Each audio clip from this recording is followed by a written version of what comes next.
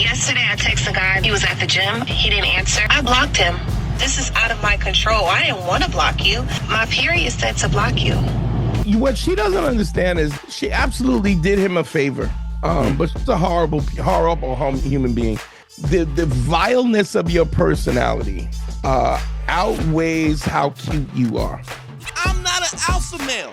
I'm not a beta male either. I'm just a better man. This woman, she might have been very quick to block a dude for not getting back to her in time. Really? And I want to see what your thoughts are on this here. Yesterday, I texted a guy that I've been talking to or whatever. He was at the gym. I texted him. He didn't answer in a moderate amount of time. I blocked him. While he was at the gym. And he messaged me on Instagram like, you blocked me? I did. I'm sorry. I'm actually not sorry because this is out of my control. I didn't want to block you. My period said to block you. I really feel bad for whoever ends up with me for the rest of my life, because when that time of the month comes, you better just say your prayers and watch your mouth. Okay, there you go, Dante. So I guess this woman is saying that she blocked somebody because she was on her period? He didn't answer quick enough or whatever. But what she doesn't understand is that she absolutely did him a favor. This is something that you're going to just have a problem. Like this woman is going to be a constant a problem. Just a constant difficulty, yeah. Yeah. It's just for what? Why would I put up with this kind of nonsense? Look, don't get me wrong. I'm absolutely understanding that somebody wants you to be responsive. But what happens is the vileness of your personality outweighs how cute you are, and nobody cares. And then when you become and Harry, you watched. My middle sister was absolutely like that. A cunt. She was. How's she doing, by the way? How's she doing? Oh, she's dead. She's dead. So, I didn't notice because you never looked sad for the last year. You've been happy the whole time. Yeah, I mean, people get on me because I don't have no remorse where remorse is not required. But she's a horrible human being, and ultimately, at the end of her life, she was calling the cable guy so that she had somebody to talk to, because I wasn't talking to her, and she was just such an awful human being that just people get to the point where they're not going to put up with you and your bullshit. It's just you're not important enough that people will go, hey, I'm going to put up with you and your nonsense for the rest of my life. That's just not, we get to the point where we're like, yo, no, nobody wants to deal with you. No, you're not important. You're not cute enough. You're not. And what's interesting is that it just is you know that you're not, that this is not worth the time. There comes a time when you got to understand that these people who are so self-centered and and this is our fault as men. I'm going to tell you something. This is our fault as men because we don't call it out. We just never call it out. We just let it slide. We allow it to happen, and then it boils over into some crazy insanity. And then it boils over into some nonsense where you're dealing with somebody who's hell on wheels. For what purpose? And we're going, why is this why is this even a thing where we allow this or tolerate this? Yeah. Like what? Because not enough men put a stop to it. Because men are desperate, like by any means necessary, to have sex or maintain a relationship. And then you allow it, and then this becomes what all relationships are. That's where you get the old. Trust me, if she's blocking you, you're not having sex with her. But here's the other thing that Dante, and here's the take I thought you might have, which is that he hit her up on Instagram. Right. He followed up and said, "You blocked me." If she blocked you, she blocked you. That's it. You have to just be like, you have to accept that that's the type of person who wouldn't communicate issues, and that you're better off. Yeah. And the simple There's fact no answer you're going to get that's going to be great. I think the only perspective is that like they're hoping maybe if she'll unblock me, and then what? And then what? And then She's she'll clowned be you. The cunt that she was in the first place. Like I mean, I understand something there. It what doesn't come out in the wash comes out in the rinse. We are in a clear situation where this person has shown what their character is. That she's shown that your happiness does not matter. That your only place in her life is to please her, and at any given time that she has decided, at any point in time where she has decided that you are not fulfilling them, there's no conversation, she has no vested interest in it. It's just like, what do you think you'll get? This is the thing that drives me crazy all the time. If, let's say you don't speak up, let's say that you allow this to happen to you, what do you get in the interim? Like, let's say everything goes, she unblocks you. She says, oh, wow, I was on my period and stuff. How do you think that this relationship is going to turn out in the end? What's going to happen then? All of a sudden, she's going to be somebody who's kind and who's considerate, wants you to be happy, cares about what you are signing up for somebody who does not like you. And takes no responsibility. It's not my fault. It was my period. As if you have no control at society as a human being. Then go outside. I don't understand what the outcome is. The outcome is an opportunity for somebody to treat you like trash. I mean, that's ultimately what they're hoping for, is an opportunity that somebody can treat you like trash. I think we got to have respect for ourselves, but I think guys always ask me, like, where does the confidence come from? And what I realize is, which is a really great question, is when you have low self-esteem and you don't have any confidence, where does the confidence comes from? The confidence comes from what you do, not who you are. What do you mean by that? What I mean by that is, it's the content of your character that gives you value. Now, what you become. So if you're disciplined in your eating, if you're disciplined in your exercise, you're gonna look different than somebody who's not disciplined in that way. If you are kind to people, if you are respectful, if you don't allow other people to be disrespectful to other people. I mean, you know that, Harry. If somebody's, you've been around me where somebody is nasty to somebody, and I don't even have nothing to do with me, I would be like, why would you?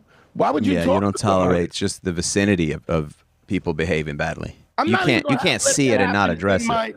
I'm not even gonna let that happen in my space, because why is that okay?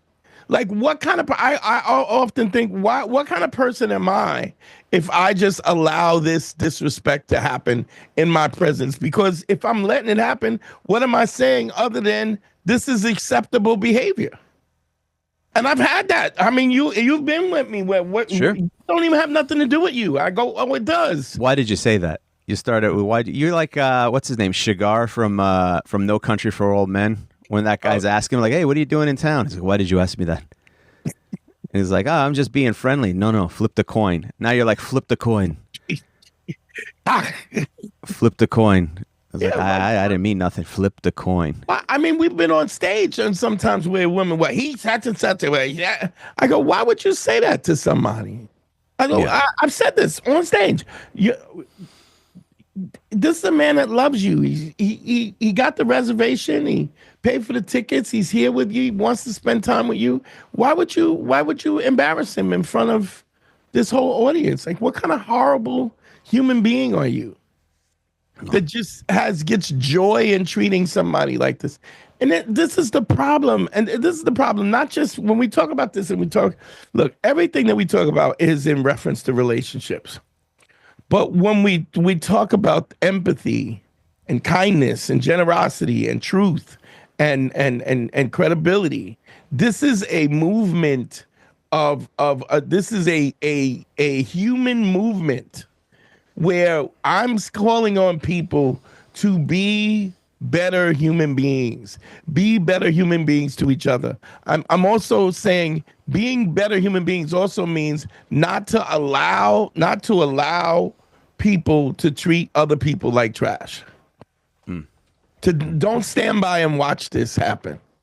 Well, if you have friends and he's in a marriage or say something. Be a good friend. Say something. Say something, man. Turn them on to the podcast. Turn them on to the fact that how awful it is that you have a light at the end of the tunnel by listening to this content and I understand. Don't get me wrong. It's not like I don't understand that it's hard to speak up, especially when you're not accustomed to speaking up, and even it gets easier though. Yeah, it gets easier. Yeah. It gets easier. Dante, let's take a look at this other video as well, just to get your thoughts on this.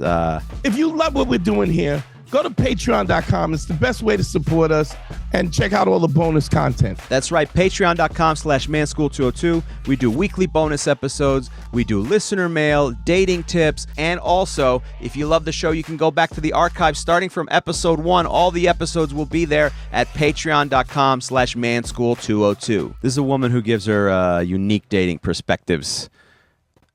Oh, God. And you know what? I don't like to date my type of guy anymore because I feel like it's really boring because he treats me so good. When you get treated good, it's kind of like boring. And don't hate me, but I do love toxic. I like somebody who I don't mean mistreats me. What the f*** is this? In a bad way, but you know what I mean by toxic? Yeah, that's my type. Holy Jesus. You don't got the same. Do I know what you mean by toxic? Is just abusive? Yeah, abusive. Yeah. You mean abusive. That's what toxic means. Don't change Somebody the definition of toxic. You like you're not worthy of their time and their energy. Somebody where you are, your sole purpose is you're literally a tampon. That's what you want to be. Now, Dante, why would this woman have this type of perspective about dating and wanting to date toxic men, or more importantly, not so much wanting to date toxic men, but not liking when men treat her well? My theory is that she hates herself. She doesn't respect herself, and she's grown up in toxic relationships. Right. So she's grown up in a household where being mistreated is the representation of the relationship that she grew up in. And so she has grown up not having any self-respect, any confidence in herself. And so when you're treating her, this is a really important concept too, because you'll see this a lot, right? If you're treating a woman who doesn't have self-respect, even more kind than she's accustomed to, what she in essence is saying, this is not a conscious thought, but this is the thought process. The thought process is, I don't like me. I know that I ain't shit, right? So if you like me, you must not be shit. Then you must not be shit. You like, how you don't see that I'm a piece of shit? Like you're around me all the time. I hang out with you all the time. You're the closest thing. If you don't get that I'm a piece of garbage, right? It must be something wrong with you, because everybody else in my life, everybody, my mother, my father, my sisters, my brothers, my uncles, my aunts, everybody says that I ain't shit. And you're trying to tell me that no, you're a viable human being. Then how could they all be wrong and you be right? There's a contradiction. So you must be less than me if you like me. It's something wrong with you because you like me. And it's an unfortunate, and I'm going to tell you something. That is a really hard nut to crack. Like, if you got somebody who's thinking that way, right? There's nothing you can really do to make them change their mind.